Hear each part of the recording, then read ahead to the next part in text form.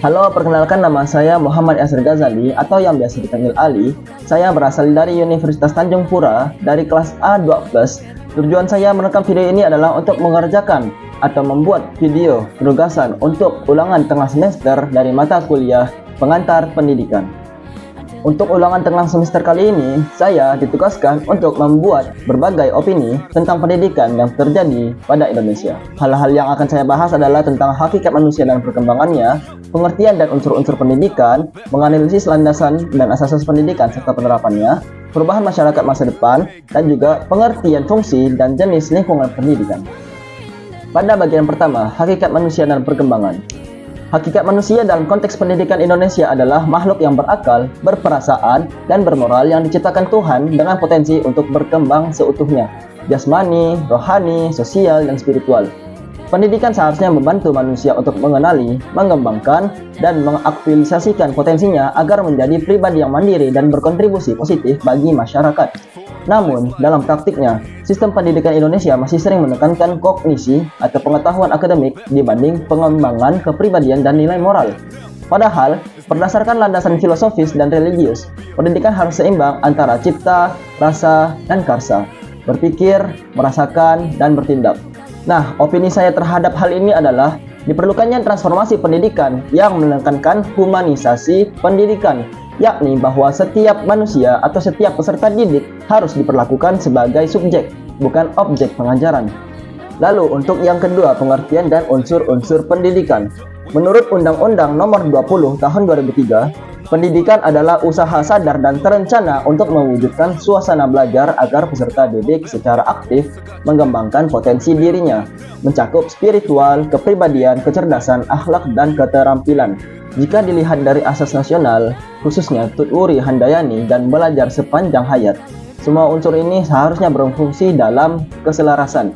Namun kenyataannya, ketimpangan masih tampak, kualitas pendidik dan sarana tidak merata, serta interaksi edukatif kadang bersifat satu arah. Opini saya dalam hal ini adalah sistem pendidikan Indonesia perlu memperkuat kolaborasi antara semua unsur pendidikan dan memperluas semua akses pelatihan bagi guru agar prinsip Engarsa Sung Tulada, pendidik sebagai teladan, dapat benar-benar diterapkan. Yang ketiga, yakni landasan dan asas-asas pendidikan dan penerapannya.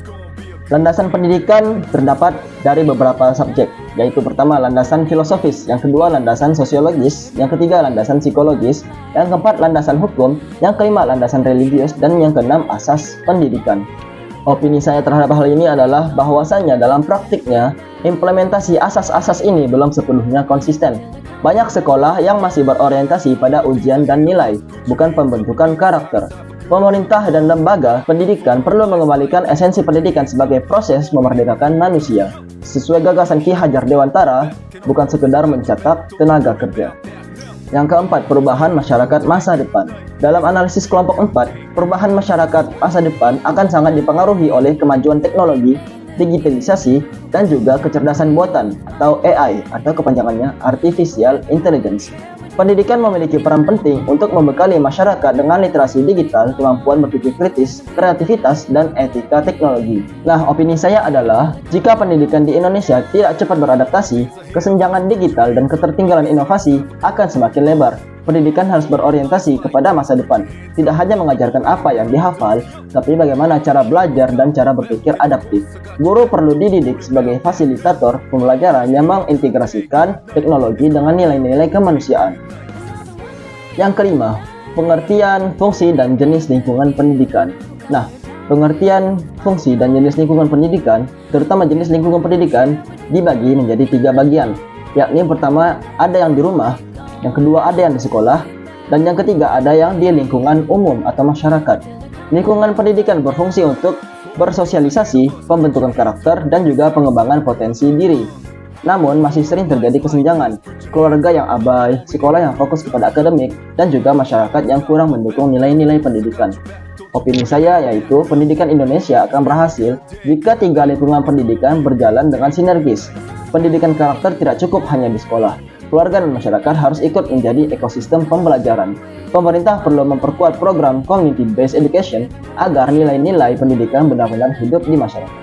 Nah, kesimpulan umum yang dapat saya simpulkan dari kelima poin tadi yakni pendidikan Indonesia harus kembali kepada hakikatnya sebagai proses memanusiakan manusia, bukan sekadar sistem transfer ilmu.